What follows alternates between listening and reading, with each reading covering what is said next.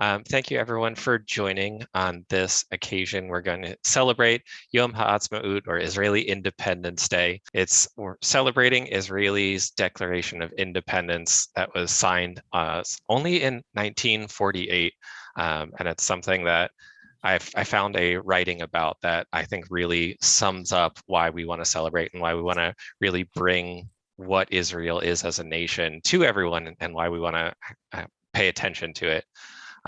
This is about Ben Gurion, who I believe was soon to become the leader of this independent state. On that day, he sat in his living room and watched while outside in the street, the Jews of Palestine were dancing. They were dancing because they were about to realize what was one of the most remarkable and inspiring achievements in human history. A people which had been exiled from its homeland 2,000 years before, which had endured countless pogroms, expulsions, and persecutions, but which had refused to relinquish its identity, which had, on the contrary, substantially strengthened that identity. A people which only a few years before had been the victim of mankind's largest single act of mass murder, killing a third of the world's Jews. That people was returning home as sovereign citizens in their own independent state. So that's pretty impactful to me. That says a whole lot. So to celebrate Yom Ha'atzmaut, we wanted to bring in someone who has a lot of interest and a lot of knowledge about the current day Israel and some of its innovations. So we brought in Dr. Hadas Cohen. She's a visiting assistant professor at the history department at the University of Oklahoma, where she's an Israeli Institute teaching fellow. She holds a PhD in political science from the New School University, a master's degree in human rights and international affairs from Columbia University, and she's a licensed lawyer in Israel with a BA in law from the Hebrew University. She wrote her dissertation about women's traders within the context of the Israeli-Palestinian conflict, after which she was awarded a postdoc fellowship from the Leban's DAAD Foundation to carry out a one-year research project in Berlin as a guest researcher at the WZB Social Science Research Center in Berlin, investigating the Israeli immigrant community in the city. Later, she became a postdoctoral fellow at the Faculty of Law at Bar and Illinois University, and she was a visiting researcher at the Davis Institute for International Relations at the Hebrew University. Her research focuses on the politics of liminality and the ways in which the intersection of gender, ethnicity, race, and class create notions of belonging, loyalty, and dissent. She applies identity politics and gender theory to deconstruct sentiments of nationalism and patriotism, investigating notions of subversion and treason. We're very happy to have Dr. Hadas here. She's going to give us a discussion about Israeli innovation. So excuse me if I will sometimes look to the side, okay, because my notes are on the other computer because I can't do, both of them are on the same computer, but we do have this going.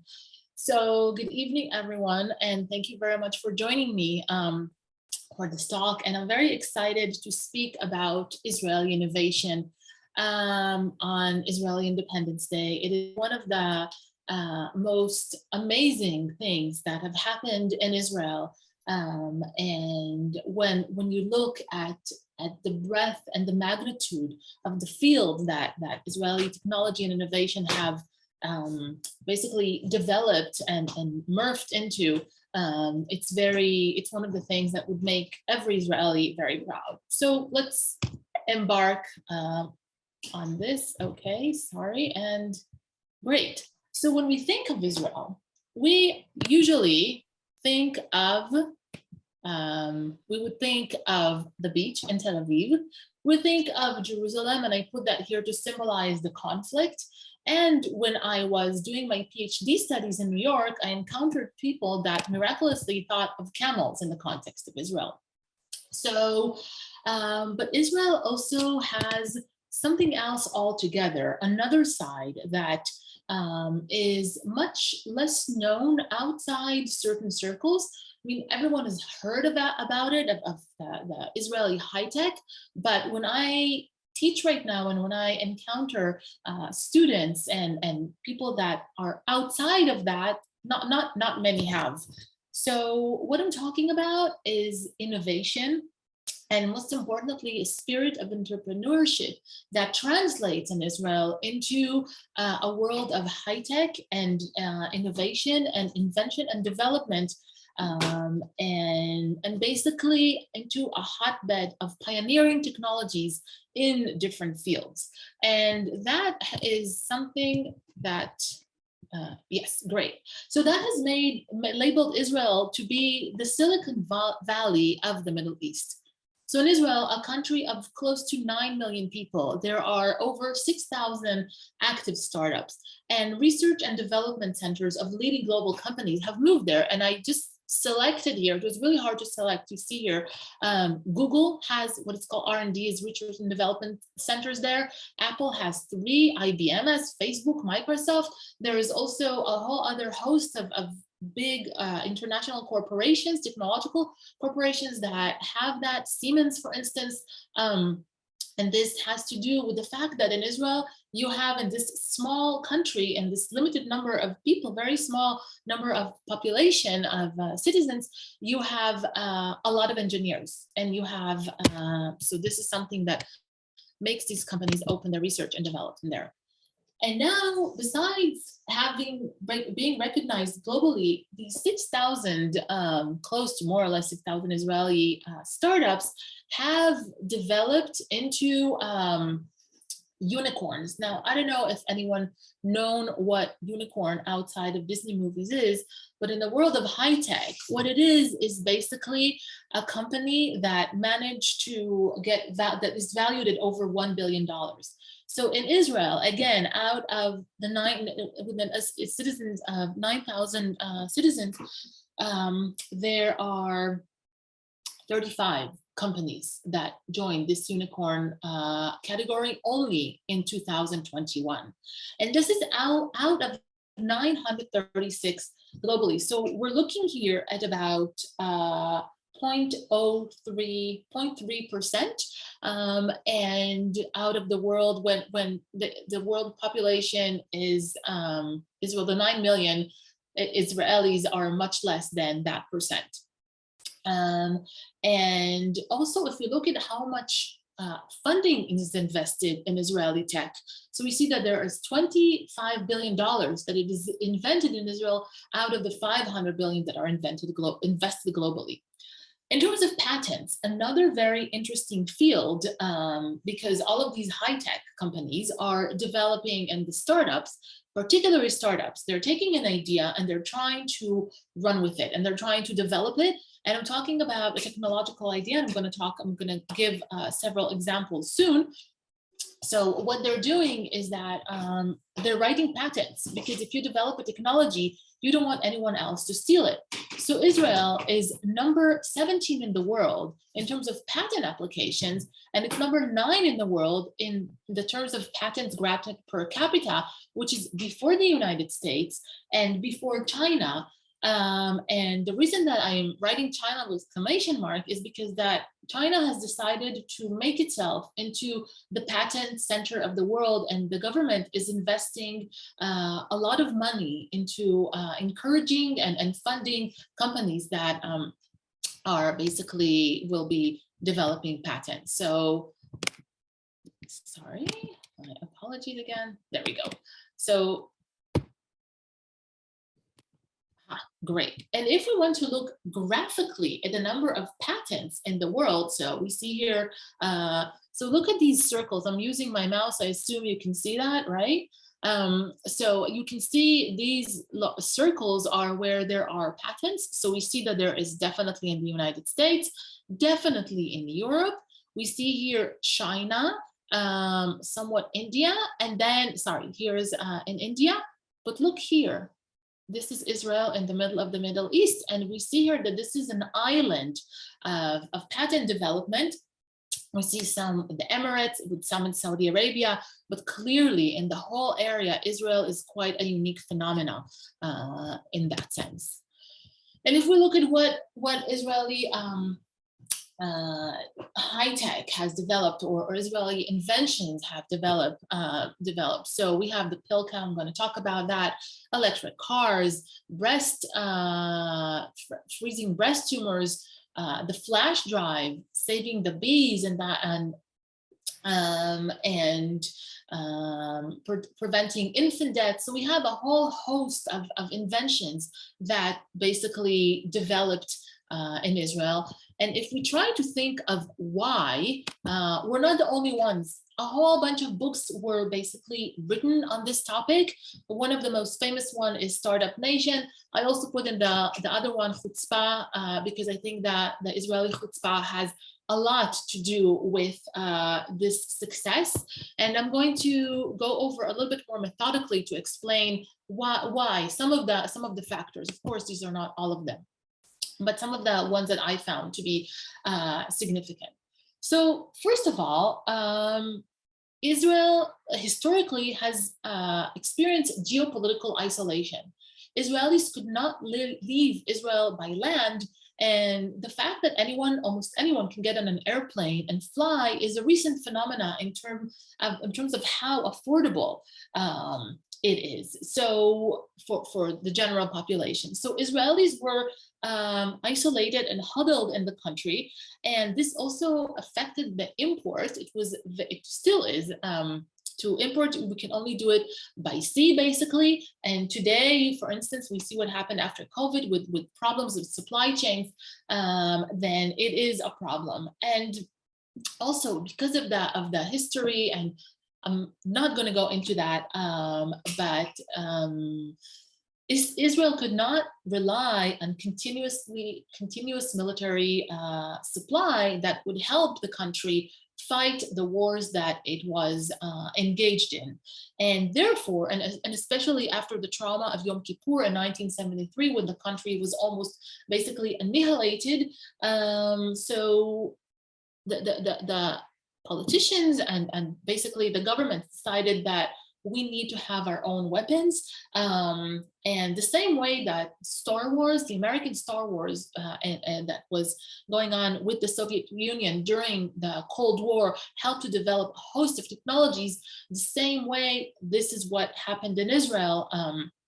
So you take that isolation, you take this sense of being, how should I say that, always on the, almost with a continuous sense of threat and dangerousness. You combine to that a spirit of rebelliousness. Just think about Jews that immigrated to Israel before the state was formed.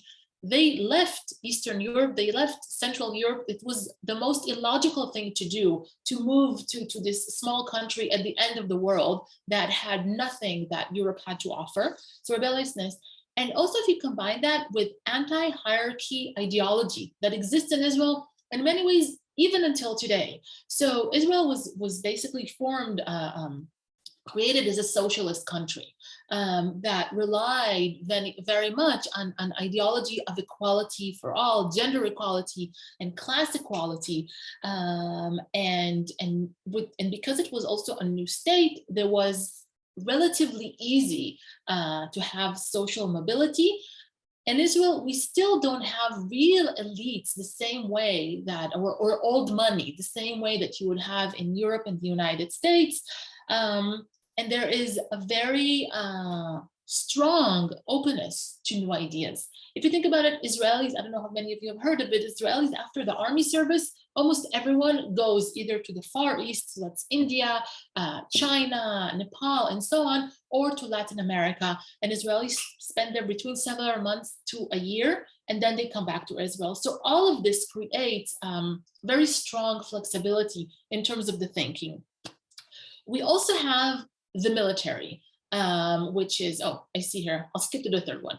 The military that, as I mentioned before, it is the melting pot, the Israeli melting pot, but also it has become an incubator for tech. And here, what I mean is that, again, I don't know how many of you have heard of special units that if you join them, if you manage to get into them as a soldier, You come out, then you have experience programming, you have experience, basically you can go into almost any high-tech company. They would pay a lot of money for these soldiers, because what they're going through over there, the soldiers, when they're serving in these special units where they develop tech and they learn programming, they get an accelerated degree in engineering or programming and coding, and when they apply that out, and they also not just study, but they also get to have to apply that on real life projects. And if you think about the army as an institution that doesn't have a budget that ends within 6 months or a year or even 5 years, it's a very different modality of budgeting project.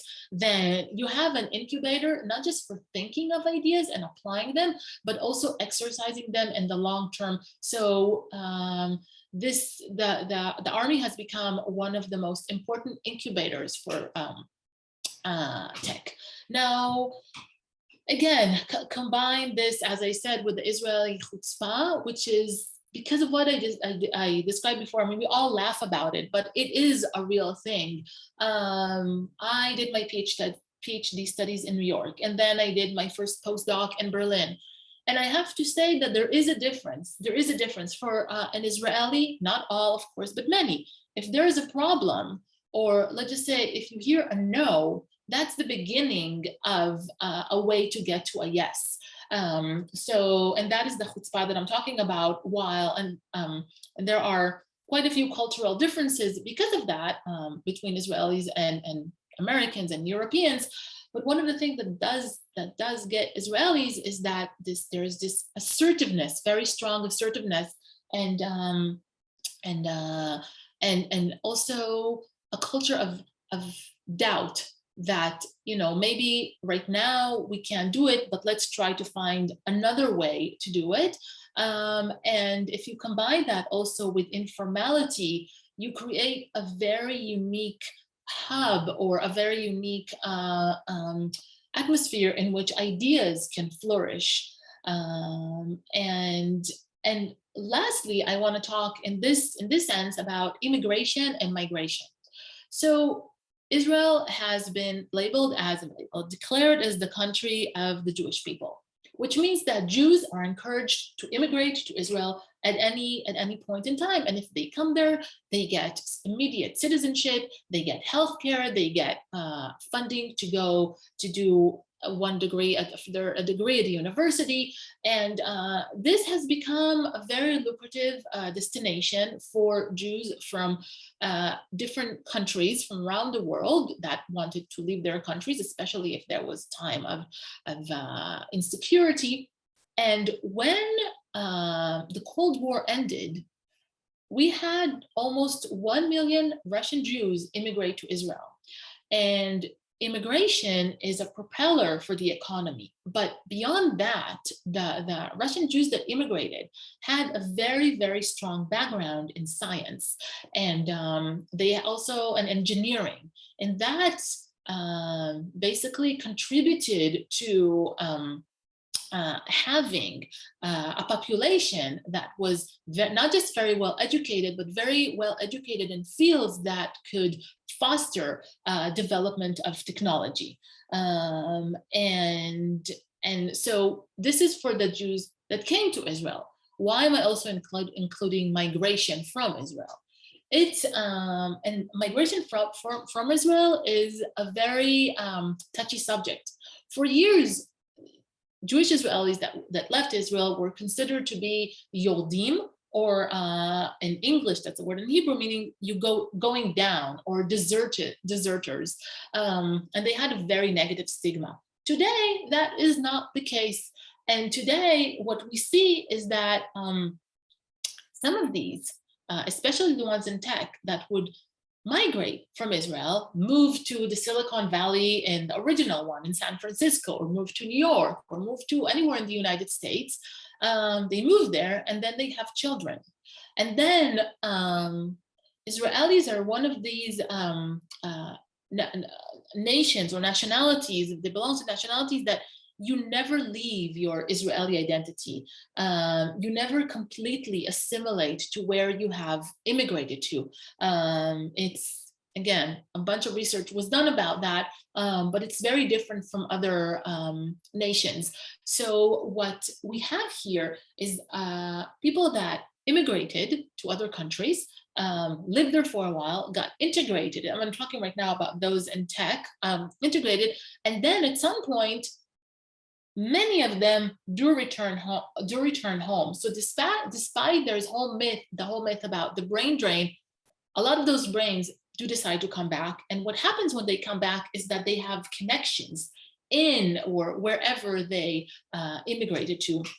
So this is something that this has contributed to being able to having them represent international companies such as Intel, and also help with funding for Israeli startups. So this back and forth movement has also very much contributed to Israeli to innovation. Okay, so now let's talk about some concrete examples. So yeah, and the first one is Waze. So this is a software, a navigation software company that was eventually bought by Google. And I don't know how you get around, and in Oklahoma, everyone drives. I use Waze. I don't like Google Maps. It's not really clear, but Waze, as we can see here on the left, at least my left, you have this like nice little highlighted route, very clear. And what is also very, very unique about Waze, that it uses crowdsourcing to figure out what is the quickest, fastest way for you to get to your destination. And it relies on real live data, because that it follows all of those that have Waze, that are driving in the way, and it figures out, the algorithm figures out where is the best, where's the least traffic. So yeah, and I have to say that it was also criticized, because that if it follows you in order to know when there is less traffic, it also follows you, period. So it knows where you are at all times. And after we saw what happened with Khashoggi and NSO, the Israeli company that was involved in developing cyber technology, that came under criticism. But today we're talking about happy things, so we're not going to go into that. And Waze definitely was not involved in that. So in 2009, Israeli programmer Ehud Shabtai founded a community project called FreeMap, and which aimed to create with a free digital database for of the map of Israel in Hebrew. And in 2008, he formed a company called Waze that commercialized the project. So it started with not necessarily a commercial idea in mind, but afterwards he did. And throughout the years, the company received about $50 million in investment. And that might seem like a lot of money for those outside the startup world, but that's not really a lot of money once you need to use that on research and development. So yeah, and then Google eyed the project. And in 2013, it bought Waze for the sum of $966 million. And the 100 Waze employees received each $1.2 million an average. And basically that is the highest, largest payout to employees in Israeli high-tech company. Now it's interesting that the reason that Google bought that is in order, I mean, again, this was said, I found it, were accused of trying to create a cartel and basically to prevent real competition because there is Google Maps. But the fact that Google saw an Israeli company, again, 9 million people in Israel, as one of the companies that needs to be bought to create a cartel, just shows the potential of that company. So yeah, so this is one of the companies that are known all over the world. The next company I wanted to talk about is Netafim, which relates to the whole Zionist idea of blooming the desert. You know that when Jews moved to Israel before the formation of the state and afterwards, one of the most prevalent ideology is that now Jews can be farmers and work in the field in opposition to how they were not allowed to do that in Europe during the Middle Ages and afterwards. So Netafim is an Israeli company that basically produces drippers, drip liners and sprinkles, and manufactures and distributes crop management technologies. Now that sounds like, okay, are there a billion companies like that? What's so special about that? Well, what's so special about this Israeli company is that in 2020, it basically held over 30% of the global drip irrigation market. And as the good Israeli story goes, it began in a kibbutz in the 60s when a water engineer called Simcha Blas from a kibbutz called Chatzerim basically invented the world's first dripper device. And in 1966, a year later, Netafim was established, and the world's first commercial dripper was introduced. The idea was basically to produce drip irrigation systems and other water technologies that intended to increase the yields and improve crop production, and while also preserving the quality and the quantity of the soil and the fertility. Now that was in the 60s. Today, when we are in the era of climate change, that starts to be super important. I'll get to that in a second. In 1981, they opened the first subsidiary in the United States. The way that the Netafim works is that they have subsidiaries in countries around the world. And today they have 33 subsidiaries and 17 manufacturing plants worldwide, and it employs 55,000 workers. So again, we see this kibbutznik guy that in 1965 invented something, and then now they've become this global company that basically has 30% of the global market. Is another interesting component of it was the ownership, and is that until 2006. Netafim was owned by 3 kibbutzim.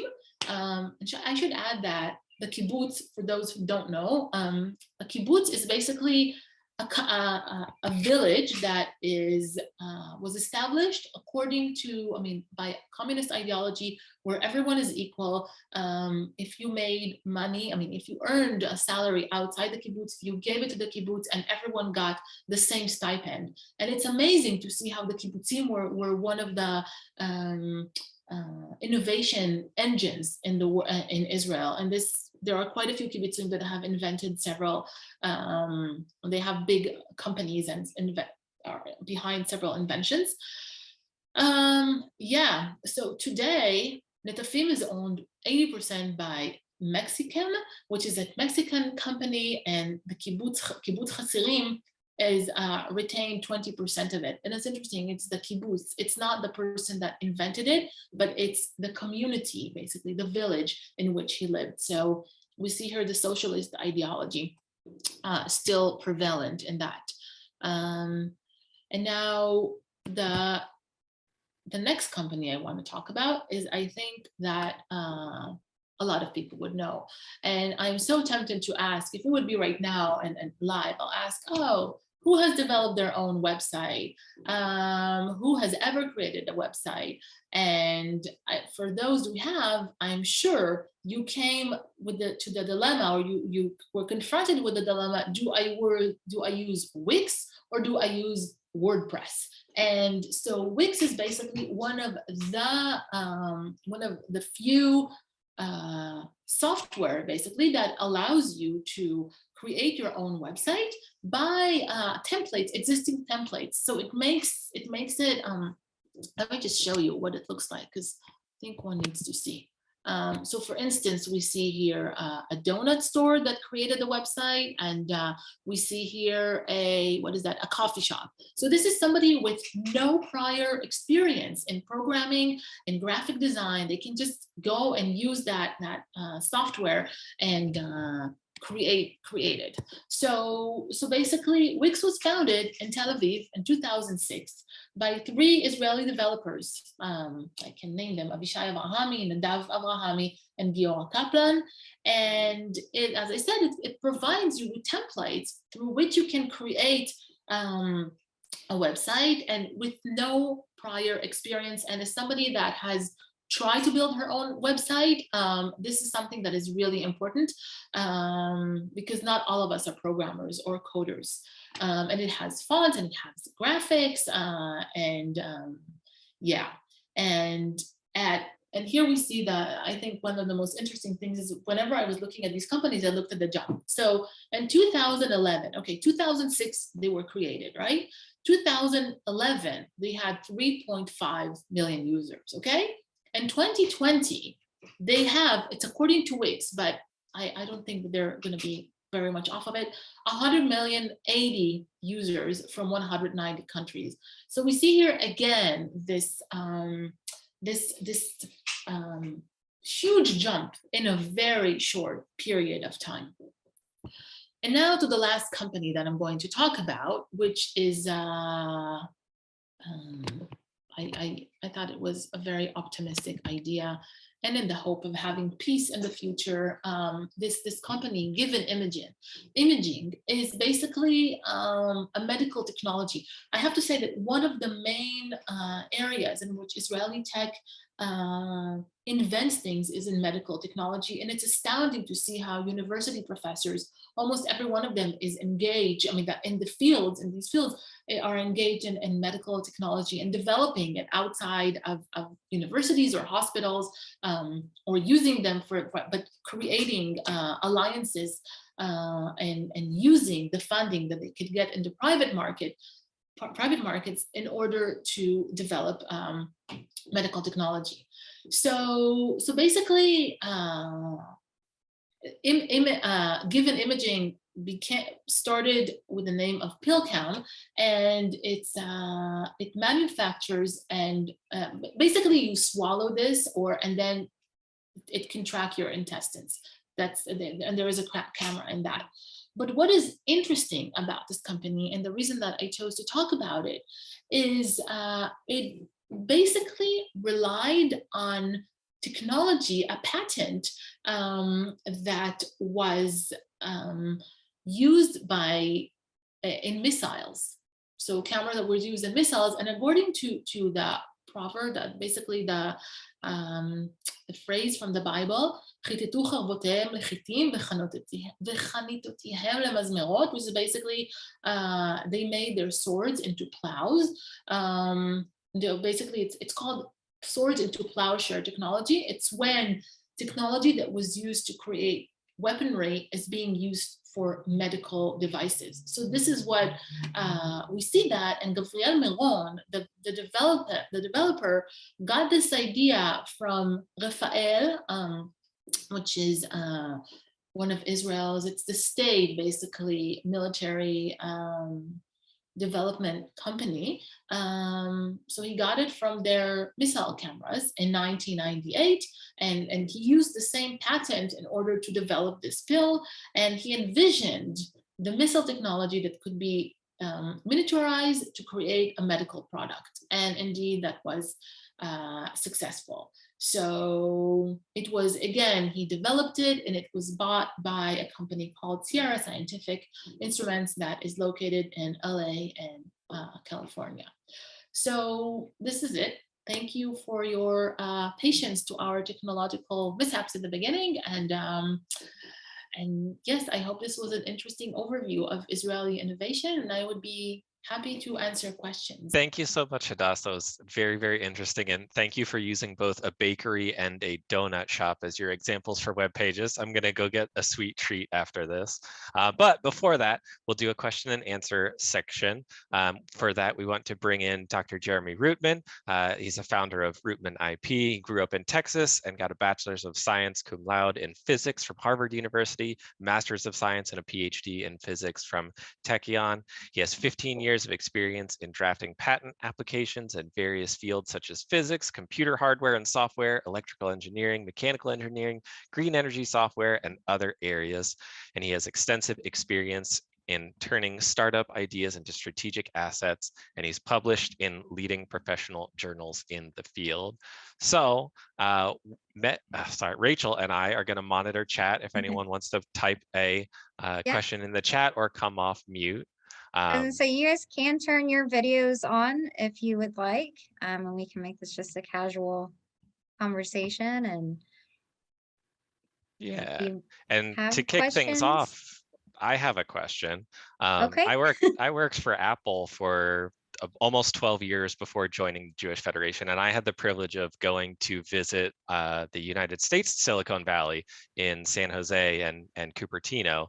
And man, you want to talk about beautiful cities, those are beautiful cities, but I also know that it doesn't take a lot of driving to get outside of that beauty and see where that economic bubble ends and it turns back into regular old California. So how is this innovation boom and this tech boom in Israel affected the surrounding country of Israel, the surrounding area of Israel that's not a part of that tech boom? Do you want to answer, or somebody that has worked in that end? Well, yeah, I think there's probably less effect in the immediate surroundings, like outside of Tel Aviv, for instance. But if what you mean is outside of Israel, like has the Israel boom affected the surrounding countries? The only thing I can think of is that there are now agreements after these recent peace accords with the UAE, and those countries, like all those guys are interested. Like those guys have money and they're looking for investments. So there's a lot of interest now of sort of joining, doing a shidduch, as they say, like joining the Israeli innovators with money coming from the UAE, Bahrain, and those kind of places. And if I can add also in terms of how that affected those outside the high-tech bubble. So you have a drip economy in a way. So you have those that are working in tech, but you also have all of those that are providing services, and that there's also a whole bureaucracy around that. So for instance, Jeremy, I think as a patent attorney, you see the need for patent attorneys with experience in tech, because that's what people do there, right? Almost everyone there has a patent that they want to register. It's amazing. Maybe you want to talk a little bit more about that if you saw that from your experience. Like once you left working pure in tech, you became a service provider in a way, right? Yeah. I'm receiving the reins or the trickle down from the tech industry, and like a lot of other people, and a lot of the money goes into tax money. So yeah, the whole country benefits. But there is a bit of a elitist aspect to it, because in order to get into, for instance, the 8200, the 8200 sort of elite tech military group, you gotta have like kind of a techie background. Not everyone necessarily has that, but it is theoretically it's democratic. Anyone can get into one of those, but practically speaking, if you're from a disadvantaged background, you're working at a disadvantage no matter what. You can, there is a lot of there are attempts to rectify that, and let gifted kids go learn whatever they want, and there's attempts to make that to sort of flatten, to level the playing field. And one could see the emergence of these startups as itself is a kind of a leveling of the playing field. That is to say, little players can suddenly become huge, huge economic powerhouses like Wix or Netafim or whatever. They were like you and me yesterday, and then they're billionaires tomorrow. Anybody else have question? I think Ellen has a question. I said Oh, some. no. Yeah. Yeah. Right. I Yeah. know. The kibbutzim. Okay. So there's the kibbutzim selling water technology. Like Netafim is part of a kibbutz, if I remember right. And Yeah. right. Yes. So there, the fact that the kibbutz is involved makes it, it's kind of a level playing field, so like us to the level of socialism. It's not just democratized. It's socialized. And so everyone benefits from those advances and from those companies succeeding. Yeah. So even if some of the kibbutzim have been partly privatized, some aspects of them, then still, like we saw with Chatzarim, the whole kibbutz benefit from the fact that they have 20% of Netafim. So yeah, it has. I think that's an excellent question. How does that affect the surrounding, like those that are not involved in tech, and also the surrounding countries? There are very interesting projects that are trying to get Palestinians involved in tech, which is one of the things that people say is like you want to get people to stop hating each other, get them on a business venture together. And this is something that's very small scale, and it really depends on when, in terms of not levels of violence, but is something that is has been happening to some extent. All right, very interesting. Thank you. Who else has questions? Alan? Excuse me, I just messed up with my chat. I'm sorry. That's okay. Anybody have any questions? We gotta have someone. You guys are all being very, very quiet this evening. I have a question for chat. Raise your hand if Waze has told you that a police officer is ahead and it made you slow down and not get a ticket. I've Oh, done yeah. that. Yeah. And any Israeli will have done that. No, when I think about it, in Israel, I noticed that much more than here. So I wonder why Okay. that is. Have you've seen that here? I assume, right? Yes. Mhm. Okay. Yeah. So, Oh, Karen, do you have a question? Well, you mentioned education. I really don't know a lot about Israel. Did you say that if you come out of the army or if you're a citizen, they pay for your education, like higher? if you immigrate to Israel as a Jewish person, yes, they will pay for most, if not all, of your bachelorette degree. So, yeah, bachelor degree. And there's also something that's kind of parallel to ROTC. Like ROTC will pay for your college education. So in Israel, they'll do the same. They'll pay for your college education and continuing education also. Master and PhDs will sometimes be sponsored by the army, as long as your payback is that you're part of the army for a certain number of years after that. That's what I was going to ask. Figured. Yeah.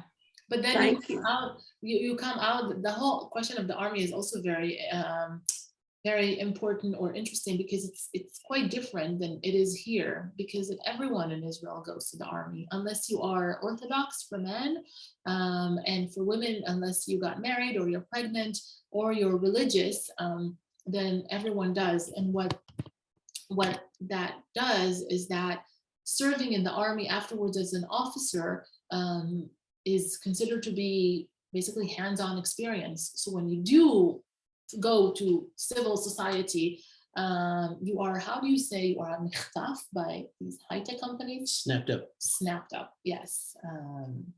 Yeah. Joyce Friedman says that Waze is also Yiddish. I don't recognize Waze as being, what is Waze? Waze is the navigation that we use. Yeah, but it she's saying that is- it's Yiddish. is What's- also in Yiddish. Yeah, I had no Yeah. idea. Interesting. Anybody else? Any questions? I must admit, I'm pretty proud of myself. I knew about Waze and Wix, but I knew about Waze because of Tim, because he's always trying to get me to download it, and I have not yet, but I probably will. And Cassie's told me about Wix. She raves about Wix. So I'm just throwing that out there. Anybody else have any questions? No? Great. Well, then I guess we will go ahead and wrap this up early. Thank you all so much for joining us this evening. And Tim, did you have any other closing remarks? Sorry, I had a dog running on my pillow. No, you're good. Yeah, just a thank you. Thank you again to both Hadas and to Jeremy for joining us and answering questions and filling us all in on some really interesting stuff. It's very easy to, especially as someone who's outside of the Jewish community, now coming into the Jewish community, to think of Israel, like your first slide, Hadas, as sort of an old place. And it's not an old place anymore. It's coming into the future very, very quickly, as you said, outpacing a lot of the Western countries. So thank you so much for this information and for joining us this evening. And thank you everyone for listening in. If you have questions, feel free to reach out to me and we'll pass them along. Yep. Thank you all so much. Have a good night. Thank you. Bye. Good night. And happy Yom Ha'atzmaut to everyone.